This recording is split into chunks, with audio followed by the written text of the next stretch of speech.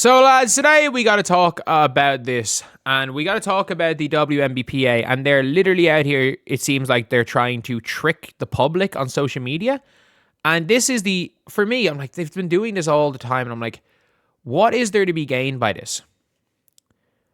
What is there actually to be gained by this? Like, I don't understand what there is to be gained by them doing what they're doing.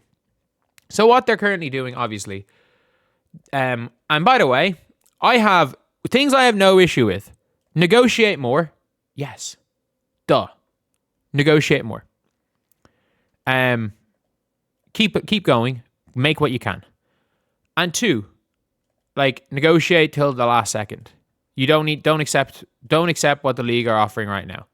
But all they have to do is do what Fee and Plum said.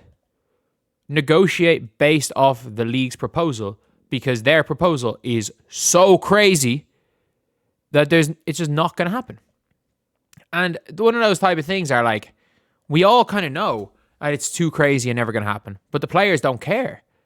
Like, there are players that like, we're not holding out, and especially the older players, because they know like it is like, they know that they can hold out. Look, let's be completely real here. It's not an uncommon thing in a union for a big company, for a bunch of people close to retirement age, who negotiate completely unrealistic retirement demands from their company, and their company's struggling a little bit, and they're still owed their ironclad retirement, and it bankrupts the company, meaning all the people that they were heads of unions are fired and gone. Like, that's not an uncommon situation in life and in unions. It's not an uncommon situation. Like, let's be real. Let's be absolutely real. The concept, I'm not saying this is the case with the WNBPA union, but like, the concept of unions obviously are good to represent the workers. But even in the NBA side, Chris Paul has absolutely put in stuff to the detriment of the league that benefits him. Like, at the end of the day, we have got 4 players on the executive committee that are near the end of their career, and 1 player who may gain the most by the league shutting down in Nafisa Collier. And we'll talk about the unrivaled situation a little bit later, but like, it's like, from the outside looking in, it's very clear that Stewie and Fee came into it with one goal for Unrivaled, and with the growth of Unrivaled one of the 2 players still wants it to be what it originally was, and another of the 2 players fully believes that they can take over the WNBA, and that's fine. Like, that's not, people are like, oh, you know, they're having beef, but it's like, that's just it's a business thing. It's a business thing. You don't go into business with friends.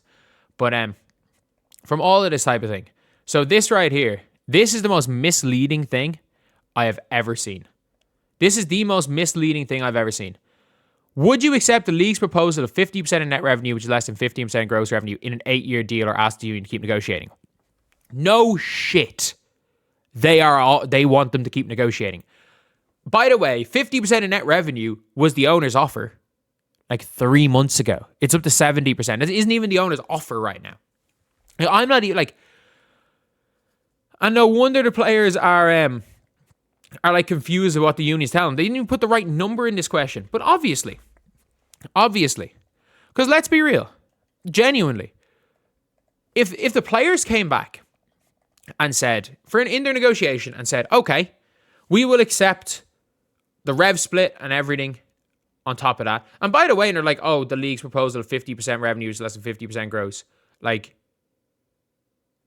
at the end of the day, it's still a rev split. But they can go and say, okay, we'll offer whatever about the rev split. We're going to keep a net rev, bump it from 70 to 75, bump our salaries up to 7 million, bump our salary cap to 7 million. So the average player in the league makes 60k. 60k is a 60. What's it? 100k extra. You're going up 1.2 million, 1.3 million for 12 players. The average player makes 100k extra. If the players went to the league with that, it would be accepted tomorrow. So yes, keep negotiating. Duh. In my opinion, the 16% of players that are saying accept it now are just fucking sick of them. Like, if you are wanting them to accept a deal prior to the deadline instead of negotiating more, it means you are sick of your union. There are, and by the way, not even if you're thinking about this, like, it's not even Stewie and Fee. Stewie and Fee have said are in this 84%, by the way. It's not Stewie and Fee. Stewie and Plum are in that 84%, by the way. They're in that 84% that wouldn't accept it. They've said we don't want to accept it. They're angry that they're not even negotiating. Paige is angry that they're not even negotiating, and they're right to be angry. It's not that they're not negotiating good faith, not negotiating bad faith. The players aren't even negotiating because the league are seeing the players aren't negotiating. They're putting forward crazy demands. Everyone's like, oh, the league didn't respond for 6 weeks. It's like, the players sent back the same response twice. The players sent back the same. The league literally put out a statement and said, this will lose us $700 million. No. And then the players responded with the same proposal that the league had just said would lose them $700 million. So the league were just deciding not to respond. And you know what? The petty shit that the players were doing. And the league came out and said, basically, that they were annoyed at all the petty shit the players doing on social media. So what did they do? They did petty shit back. But yeah, at the end of the day, it's like, we're now in a situation where the Players Association are putting this out as oh, look, and no, I would not accept 15%, want the union to keep negotiating. They're putting this out there saying 84% are in favor of a strike. The fact that 16% essentially said, genuinely just fuck off and sign it. We don't care. At this stage, we don't care. We don't even trust you to negotiate. Like, the 16% don't even trust them to negotiate. This isn't like a thing. This is 16% literally saying they don't trust them to negotiate. This isn't even saying, should we keep negotiating? Or should we accept the deal early? This is not about anything else. It is literally, should we accept the deal early? They obviously shouldn't. But 16% of players are so sick of the union that they're actually willing to take a shit deal. No better. They're willing to take a shit deal just to end this BS. Which is a horrible look on the union. And the fact that they posted this, and they made sure to choose this question. There's definitely not one question in a survey. They made sure to choose this question because it sounds like a fucking riddle, and it's confused a bunch of people into thinking 84% of people are willing to strike. That's not it. And also, from what we've heard from Plum and Stewie, the players are scared to speak out about the union. So anything the union puts out about players can be taken with a pinch of salt. There is a large group of players scared to speak out. Hence why the agents have gotten involved. The players are going to be voting and saying one thing. There's a reason why the agents want to get involved. Because the players are going to try. There are players that are going to want to show a united front. And it's gone to the stage where the union itself isn't even united. The players' union isn't united. Paige is frustrated. Like, Paige literally came out and said, our union aren't even negotiating. They're not even negotiating. Like, Paige in anger is like, I just want to play basketball, and they're not even trying to get this league going. And by the way, there's frustration towards the league as well. But the players can't control the league. The players can control the PA. That's the difference. The players have no control over the league, and the league know that.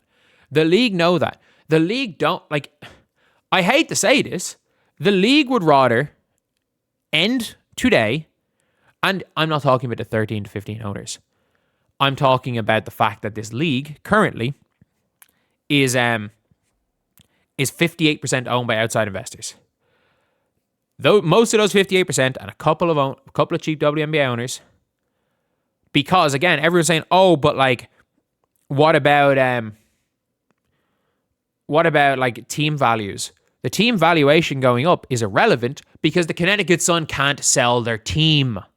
They've been trying to sell it for the past year. They won't be. They're not allowed to sell their team, so that's irrelevant.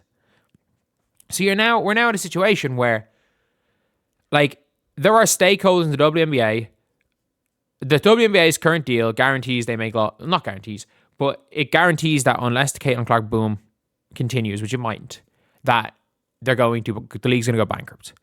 And they would rather end it now than lose $700 million more dollars lose 100 million more a year, and then shut the league down in 7 to 8 years. They're not willing to take the risk anymore.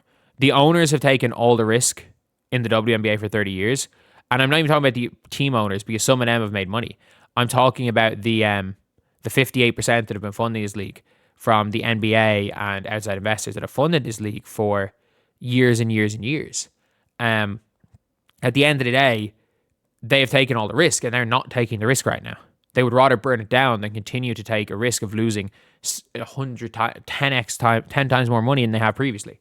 And the union, again, are going on social media posting me like, oh, look, it was made in complete faith and trust in our negotiating committee led by Terry Carmichael and President Nneka Nwumke. They literally have said there is complete trust in Terry Carmichael Jackson and Nneka Nwumke.